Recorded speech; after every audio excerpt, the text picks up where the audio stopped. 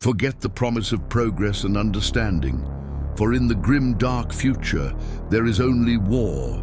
We all know the famous opening lines of Warhammer 40,000. We know the Imperium of Man is the cruelest, most bloody regime imaginable. But what if I told you that the cruelty is not a flaw? What if the endless tyranny, the mass executions, the forced lobotomies, and the brutal suppression of free thought are not the tragic results of a failed state, but the precise mathematical requirements for human survival? Why the Imperium must remain cruel to survive? Welcome to the dark philosophy of the 41st millennium. Today, we are not looking at the Imperium through the lens of modern morality. We are looking at it through the lens of pure, unadulterated survival.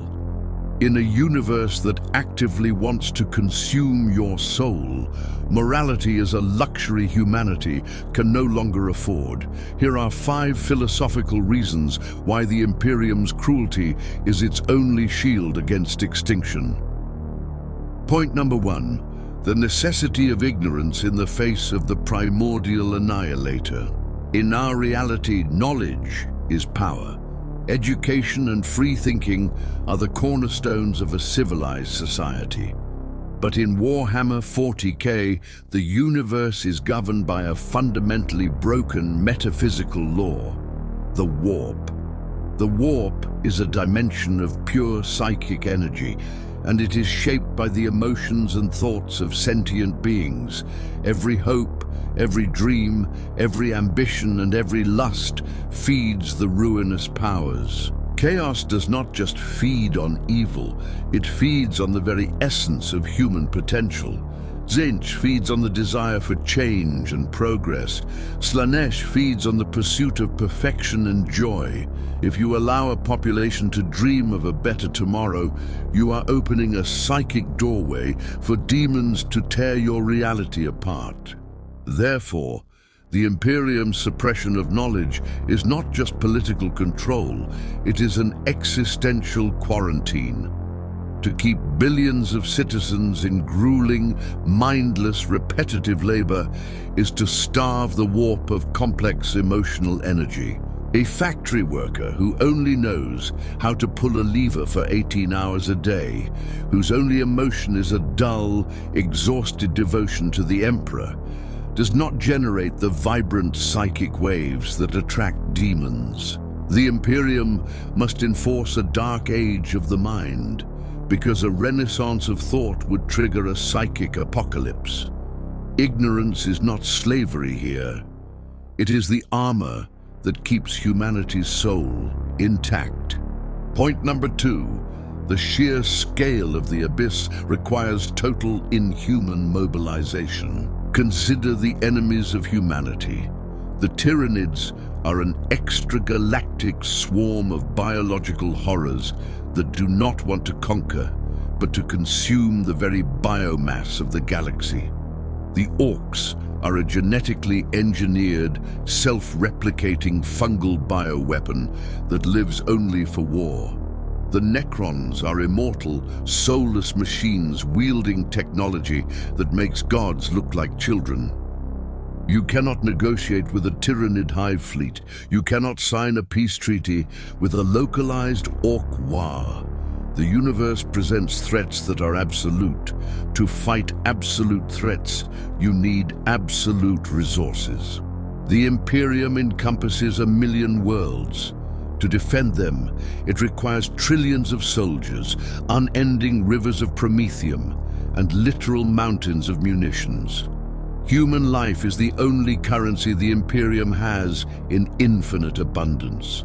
The cruelty of the administratum, the bureaucratic leviathan that assigns entire generations to die in the mines or on the front lines, is born from a cold, terrifying calculus.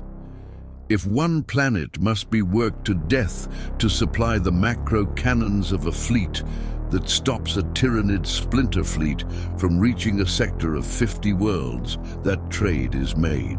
Without hesitation, without empathy, empathy slows down the war machine, and a slow war machine means the extinction of the species. Point number 3, the fragile nature of the human psyche justifies absolute paranoia. In a rational world, the presumption of innocence is a fundamental right, innocent until proven guilty. But in the 41st millennium, the Inquisition operates on a different creed. Innocence proves nothing. This sounds like the ultimate fascist rhetoric until you understand the mechanics of corruption in 40K. A single untrained psyker on a hive world of 50 billion people can have a bad dream, lose control of their mind, and accidentally tear a hole in reality. From that single hole, an endless tide of demons can pour out, dragging all 50 billion souls into eternal conscious torment. The margin for error is exactly zero. The Inquisition tortures, murders, and occasionally burns entire planets to ash, not out of a sadistic joy, but out of a terrifying, crushing responsibility. If you suspect a cult has infiltrated a city, you do not have the time to hold trials. You do not have the luxury of collateral damage. If executing 10,000 innocent people prevents one demon from manifesting, the Inquisitor will pull the trigger, and they will hate themselves for it. But they will do it. The cruelty of the Inquisition is the immune system of a dying body. It is vicious, it attacks its own cells, but it is the only thing stopping the infection from claiming the host. Point number 4, fanaticism as a psychological anchor. We view religious extremism as a destructive force, but in the Imperium, the imperial cult, the worship of the God Emperor of mankind, is the psychological glue holding a million disparate worlds together. The universe of 40K is incomprehensibly terrifying.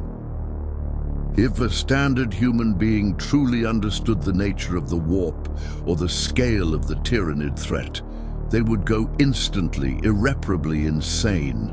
The ecclesiarchy preaches hatred, hate the alien, the mutant, the heretic. Why? Because hatred is a focused, driving emotion. Fear paralyzes. Despair leads to Nurgle. Excessive hope leads to Tzeentch. But a rigid, dogmatic, unrelenting hatred, channeled entirely toward the enemies of mankind, gives humanity a reason to wake up, suffer, and die without breaking down. The imperial cult provides a desperately needed framework of meaning. When you are a slave in a manufactorum, coughing up your lungs by the age of 30, the belief that your suffering is a holy sacrifice to the master of mankind is the only thing keeping you from putting a Lars pistol to your head. The cruelty of this religious indoctrination strips away individual liberty, but it replaces it with a collective psychological armor. It turns a galaxy of terrified victims into an unbroken wall of zealots. Point number 5, the ultimate philosophical tragedy. Humanity became the monster to survive the dark. The deepest, most agonizing irony of Warhammer 40,000 is that the Emperor of mankind hated everything the Imperium has become. He launched the Great Crusade to spread the imperial truth, a secular, rational, science-driven ideology meant to elevate humanity above superstition. He wanted to starve the gods of the warp through reason, but his plan failed. The Horus heresy shattered his dream. Now the architect of human reason sits upon the golden throne, a decaying lighthouse keeper holding back the tide of the warp.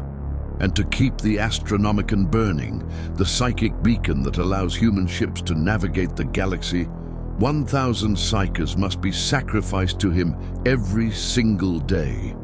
Their souls are burned alive to fuel the machinery of survival. This is the philosophical core of 40K's grimdark setting. The Imperium is a horrific parody of what it was supposed to be, But the tragedy is that they have no choice. If they stop the sacrifices, the Astronomicon fails.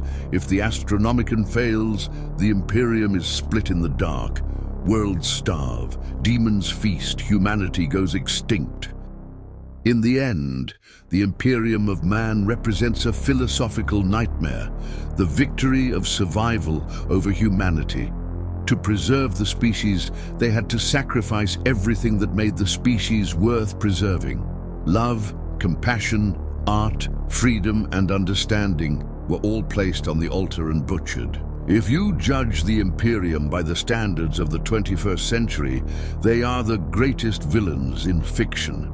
But if you judge them by the standards of the 41st millennium, they are merely doing the bloody, horrific work required to see another dawn. The Imperium must remain cruel, because the universe is infinitely crueler, and in a galaxy of gods and monsters, sometimes the only way to survive is to become the biggest monster of them all. If you enjoyed this descent into the philosophical darkness of Warhammer 40K, leave a like. Subscribe to the channel and tell me in the comments below, is mere survival worth the price the Imperium pays? Until next time, the Emperor protects.